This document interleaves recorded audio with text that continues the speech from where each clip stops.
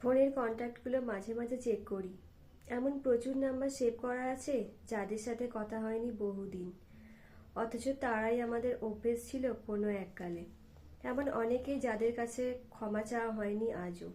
গলির মোড়ে শেষবারের মতো ভালো থেকো বলার পর আর শোনা হয়নি তার হৃদস্পন্দনটুকু।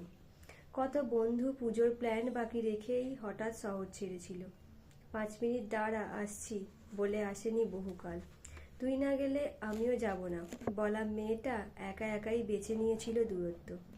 ছেলেটা কাজে মন দিয়েছিল সব ভুলে, বাকিটা সময় সামলে দিয়েছে। আমাদের ফোনে এমন কিছু নাম্বারও রয়ে গেছে যারা আজ বেঁচে নেই। জং ধরা গ্রিলের মতো শুধু পড়ে আছে স্মৃতিটা। কখনো সখনো ডায়াল করলে কি চেনা গলাটা পাওয়া যাবে কি জানি।